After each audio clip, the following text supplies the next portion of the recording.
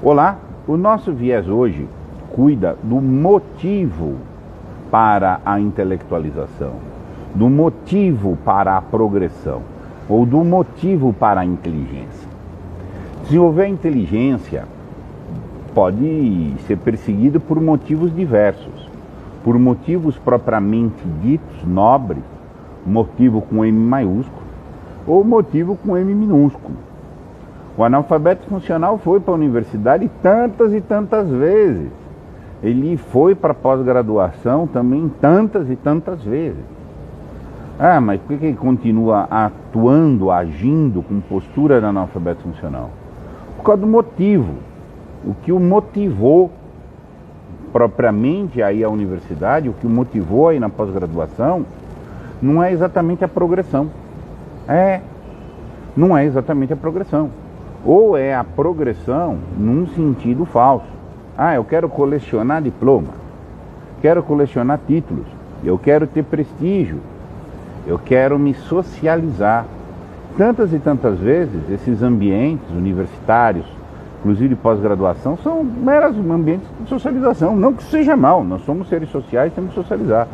Agora, se o objetivo é só socializar, não espere que realmente vá haver o esplendor da progressão intelectual.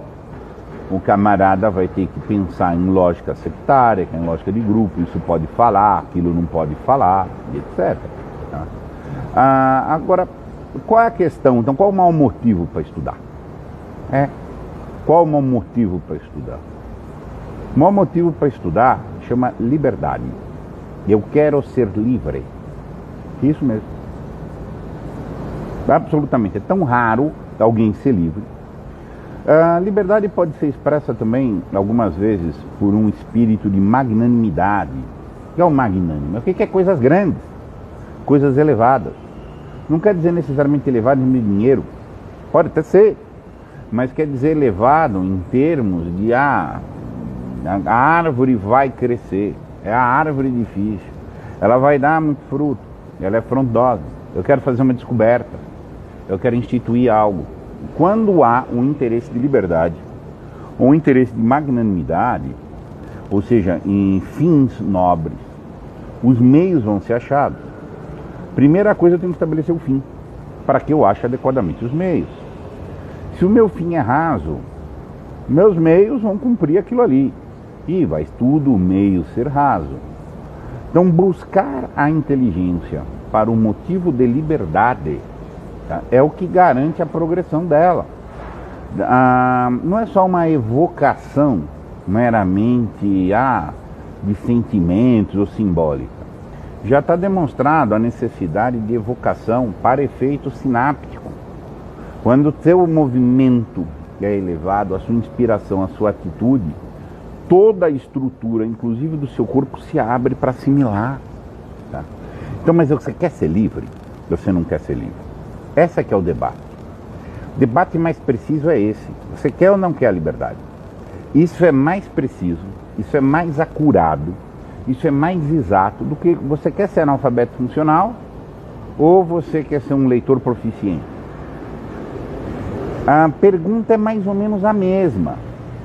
Só que colocada, quer a liberdade ou não quer a liberdade, ela fica muito mais precisa. E a maioria não quer a liberdade. Não quer mesmo.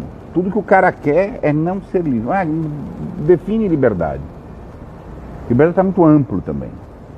E muitas vezes chama-se de liberdade coisas completamente estapafúrdias ou coisas completamente contraditórias. O que é a liberdade? Liberdade pode ser vista, por nosso efeito aqui, como uma superação de vínculos. Superar vínculos. Não quer dizer que você não tenha ali vínculos. Não quer dizer que o livre não tenha nenhum vínculo. Mas ele supera os vínculos. Ele não tem apego a vínculos. Então o cara é meio sozinho, não tem a menor dúvida. Liberdade, num certo sentido, é uma solidão. Dentro de um sentido. Vai ter alguns vínculos, mas sem depender. Sabe qual que é o nome de quem depende de vínculo? Masoquista. Pessoas acham que o masoquista é aquela coisa de figura de perversão sexual, de que tem que bater na cama com chicote, dar xingamento, humilhação, tal, etc. Isso é uma visão caricaturizada do masoquismo, também é masoquismo. Mas o masoquismo já é uma forma mais ampla, é uma renúncia da liberdade por uma sensação de impotência por ser por si. O cara se sente impotente. Então, como ele se sente impotente, ele tem que estabelecer vários vínculos de dependência. O cara não sabe analisar texto. Por quê? Porque analisar o texto é um ato de liberdade, interpretar um texto. Eu interpretei o texto dessa forma. Meus motivos são A, B ou C. É uma decisão. Decisão é totalmente solitária. Nesse momento de tomar essa decisão, o cara está completamente sozinho ali. Aí se ele ficar, fulano gostou, não sei quem não gostou, mas quem achou que está certo, quem achou que está errado? E se não for? E se eu não conseguir? Ele é analfabeto funcional, ele precisa que o outro lhe diga exatamente não só o sentido do texto. Diga o que ele tem que fazer. O que é para ele fazer? Quando o masoca ele é totalmente impotente, ele também não tem dimensão de significado. Ele tem uma dimensão de que eu preciso fazer. Que o meu sádico manda eu fazer. Esse sádico, gente, não precisa ser um cara com chicote. Pode ser um chefe, pode ser um líder, pode ser um ídolo qualquer, tá? Pronto, mas eu preciso dele. Isso é uma renúncia da sua liberdade. Não tem problema você estar em grupo, não tem problema você obedecer à autoridade, mas agora você precisa cultivar zonas de liberdade, zonas de autoria, zonas em que você se basta. Se esse cultivo existe, a sua inteligência vai concorrer. Naturalmente, quando a pessoa tem a atitude de busca da liberdade, eu não quero ter vínculos de dependência, todo o aparato afetivo, todo o aparato intelectual e orgânico vai ajudar esse movimento. Não tem a menor dúvida. O que acontece é que a pessoa morre de medo da liberdade. E aí vem para a erudição, para resolver aquilo que todo cara que renunciou à liberdade faz. Ele precisa fingir que é livre. Quando o camarada não é livre, ele tem que fingir a liberdade. Liberdade é um problema humano imenso. Há 1, 2, 3 livres ofendem as multidões. Quais os caras mais próximos da liberdade? Os nerds, os empreendedores, os amorosos. O amor é um ato da mais profunda liberdade. Só os muito livres amam, ou seja, quase ninguém. O amor é raríssimo. Porque o amor é uma ação, é tão livre. Só existe amor. Amor é uma doação. Eu vou doar, eu vou dar. Vou dar algo que é meu. De direito é meu, mas eu quero dar. Olha a liberdade. É uma grande liberdade. E o amor só se realiza quando eu dou sem pretensão de vínculo. O amoroso não tem vínculo com o amado. Se tiver vínculo com o amado, não é amor. Não é amor. É relação de autoridade, é relação de poder, é interesse sutil, mas não é amor. O amoroso, quando ele dá para o amado, é para o amado. Ponto. Mas se ele... É a mesma coisa. O cara veio estudar para ser inteligente, conseguir ter autonomia intelectual, ter critérios próprios, discernir, aumentar o âmbito vital dele, né? E se ele está fazendo isso por liberdade, ele vai se tonificar. Agora, se ele estiver vindo aqui para criar o vínculo, quer criar o vínculo com a instituição, quer criar o vínculo com os amigos, quer que prestigiem. Mas eu vou aprender tal habilidade e com tal habilidade eu vou ajudar tal pessoa. Que bom, se isso é um ato de amor. Que péssimo, se isso é um ato que você vou fazer porque eu vou me envaidecer de estar ajudando. Isso é um sedutor. Exato. Então o que acontece? Você quer ter imagem, quer ter aplauso. Você vai... Então assim, é a mesma questão. Eu posso perverter o amor. Eu posso perverter a inteligência. Aí você está buscando a inteligência não por ela, que ela te leva para um estado de liberdade, no qual você vai poder gozar da condição contemplativa. Contemplar o saber no sentido de contemplar o ser. Interessa só o que eu sei, de dados culturais.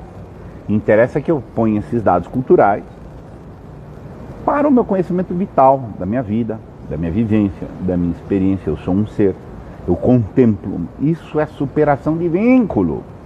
É completa superação de vínculos. O cara se basta. Agora, para que ele faça isso, ele tem que fazer uma estrutura pessoal, de caráter, de hábito, de vontade, etc. E a inteligência vai ajudar. Não tem a menor dúvida. Tem a menor dúvida que a atitude efetiva de liberdade frutifica. O argumento é: eu queria ser livre, mas eu preciso do pão. Aristóteles, no Tratado da Política, tira uma certa ironia, que em Siracusa, numa certa feita, criaram a escola da escravidão. E concorreu, encheu, bombou de gente buscando a escola da escravidão. Porque a atividade para ser escravo precisava receber a instrução. O escravo tem que ser instruído. E qual a vantagem? É o pão. O escravo não ia crescer, o escravo não iria ser livre, obviamente, ele renunciou à liberdade, ele vira uma coisa, ele vira um objeto de alguém. Ou seja, ele tem um vínculo. Igual o mazoca tem o seu sádico, o escravo tem o seu senhor, que vai ser dono dele. E só qual que é a vantagem? Ele come todo dia. Ele vai comer, vai ter víveres, vai levar paulada, vai levar humilhação, vai não sei o que, mas vai comer. Aí enche de gente. E o livre? O livre nem sempre come. O livre nem sempre vai comer. Hoje ele come, talvez amanhã não coma. Tá? Normalmente, o livre frutifica muito, como eu falei. Só que tem turbulência. Tem pessoas a quem é inimaginável romper vínculo afetivo. É inimaginável, tá? Entrar em qualquer coisa sem fazer um plano daqui a 50 anos. O nome disso é controlismo. O controlismo é uma expressão da renúncia da liberdade. Você não aguenta de tal forma a tua liberdade que você cria contra si também um controlismo. Você está pedindo um controle, está pedindo para ser controlado. Tá? E a inteligência, o que faz? Ela sempre vai ficar tacanha. Aí o cara vira analfabeto funcional, porque funcional é para funcionar. Para funcionar para algo, para um vínculo real ou para um vínculo imaginário. Quase todos os analfabetos funcionais que eu conheço trabalham para vínculos imaginários. Não imaginário, ele acha que tem um chefe, ele acha que tem não sei o quê, ele acha tal coisa e fica projetando isso. Porque a razão pode ser pervertida. Freud tinha estabelecido o problema da falsa racionalização. Você chega no mazoca e fala: mas mazoca, você percebe que você só está apanhando, tomando paulada e deixa ele crescer? Ele tem um monte de argumento: mas o sádico no fundo me ama, mas eu tenho uma missão espiritual, mas eu tenho isso, mas isso aqui é bom. Então, o cara racionaliza. Não tem consistência nenhuma que ele está falando intelectualmente. Então assim, se você tem um objetivo nobre, a tua inteligência tenderá a apoiar essa nobreza. Se você tem um objetivo raso, tacanho, perverso, a tua inteligência também, gente. Agora, o que não dá é para você querer voar na altura da galinha e achar que o que você estudar, que etc., você vai ter a asa de águia. Fica difícil. É uma obviedade, mas as pessoas insistem nisso. Chega por causa, você quer ser livre? Claro, porque não sei o que, tudo bem, mas você está progredindo? Tem assuntos que você já domina sozinho? Você tem autoria sua? Tem ideias, tem teses, tem ações coordenadas com essas ideias? Tem iniciativas concretas no mundo que você fez? O cara, não, eu não tomei iniciativas ainda, mas eu vou tomar. Falei: então tudo bem, tu te engana que você gosta. Então, iniciativa. Iniciativa é o outro nome que existe para a vontade. Vontade é a força da liberdade. força de liberdade. Vontade é sua, é tua expressão. Então assim, você tem força de vontade, para ser livre mesmo. E aí como é que você vai descobrir se o cara é livre ou não? Primeira coisa, vários jeitos de você descobrir a intenção de liberdade das pessoas. Pegue paradigmas de pessoas livres. Veja o quanto isso lhe incomoda ou quanto isso lhe provoca admiração. O homem livre admira demais os outros homens livres. Como fulano fez tal coisa, conseguiu aprender tal assunto, olha que legal, é autodidata. O cara aprendeu sozinho tal coisa e já está ensinando. Vê a reação das pessoas. Sempre que eu falo de autodidatismo aqui na Casa da Crítica, gente, é um que pega pra capar, porque as pessoas são ressentidas com o autodidata. Porque de verdade elas são ressentidas com o livre. Os poucos, e poucos mesmo, que admiram, que legal, que bacana, o cara conseguiu, sozinho fez isso. Louvar essa liberdade de alguém, esses também são livres. É assim que funciona. O cara empreendeu tal coisa e deu certo. Mas ele teve tal coisa, ele teve não sei o quê. Ressentimento. Então você, primeiro jeito para saber se alguém tem uma disposição de liberdade, verifica se ela admira os demais livres, ou ela é ressentida, ou ela preserva a aparência. Essa é a primeira questão. Segunda questão é a progressão consistente. É óbvio. A liberdade, se está instalada, ela vai te implicar a progressão. Você não precisa ser erudito para alguém que progrediu. Mas o cara tem progressão afetiva, o cara tem progressão na reflexão, o cara muda os afetos e vai se educando afetivamente, etc. Mas não tem progressão, não é livre. Ele vai provavelmente reproduzir o padrão dele pro resto da vida. Nós somos padrão de movimento. Todo mundo é um certo padrão, razoavelmente repetido. O que não dá para fazer é repetir milimetricamente. Sabe quem repete padrão milimetricamente? O analfabeto funcional, o masoca. O masoca aprendeu que ele apanha com 4 chicotes do lado de tal. Ele quer aquilo, conformidade, assumir a forma de fora. E para repetir, porque ele só tem estabilidade na repetição absoluta do padrão.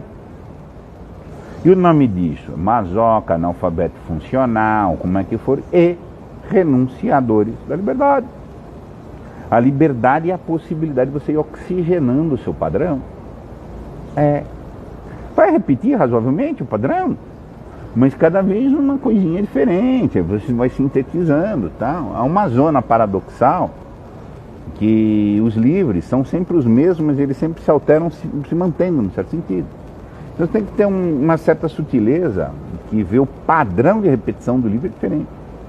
Repete, uma zona, uma coisa aqui vai mexendo, então aí vai ganhando consistência.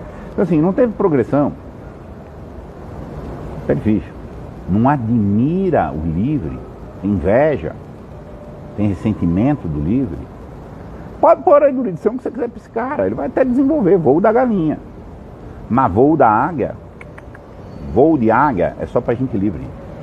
Então assim, aumenta os objetivos, tenha disposições de magnanimidade, e a inteligência vai te ajudar. Agora, você jogou pequeno. Aristóteles dividia 2 dimensões muito claras. A divisão, a zona da inteligência e a zona da moral são distintas, mas elas são interconectadas. Se você tem uma debilidade moral, você quer pouco, você não quer cumprir a questão moral mais básica, que é você ser livre, tá? Vai afetar as outras dimensões do intelecto, claramente. Não tem jeito. São dimensões distintas, mas se dependem, tá? E essa dependência aqui não é no mau sentido, elas têm que se coordenar, elas precisam estar conjuntas, mas não dá para você dissociar. Quero voo intelectual alto e moral rasa. Quem renunciou à sua liberdade é covarde. Nenhum problema de dizer isso. grande dramaturgo brasileiro, Nelson Rodrigues, grande dramaturgo, diria o seguinte: a liberdade vale mais que o pão. Se você não concorda, ok, você já está meio jogando que, ó, para comer eu faço qualquer coisa. A segunda etapa é, eu como até migalha. Até por migalha eu largo a minha liberdade. E não duvide, as pessoas até por migalha largam sua liberdade. Sim, não interessa o quanto estudar, porque daí é um estudo meramente funcional. E esse estudo entra naquela racionalização de para eu funcionar para alguém. Nelson Rodrigues não era um corajoso nem um livre. Ele se definia como um ex-covarde e um ex-livre. Todo mundo pode se libertar, né, gente? Todas as forças são para que a gente seja pequeno, para que a gente seja baixo, que a gente não tome a iniciativa. Interpretar um texto é tomar uma iniciativa. Compor um texto é tomar uma iniciativa. Escrever uma crônica é uma iniciativa. Uma expressão genuína é iniciativa. As pessoas não conseguem fazer isso, gente. As pessoas não têm domínio. Quando tem o domínio, não adianta saber fazer. Não adianta poder fazer. As pessoas podem fazer isso. O analfabeto funcional pode ler, mas ele não sabe. Ele não põe em atuação. Ele está nessa coisa que está aí e tal. Então reforma seus objetivos, que a inteligência vem. Não reformou seus objetivos, enfim, aí fica girando um giro falso, tal. Meus caros, então muito obrigado e até a próxima.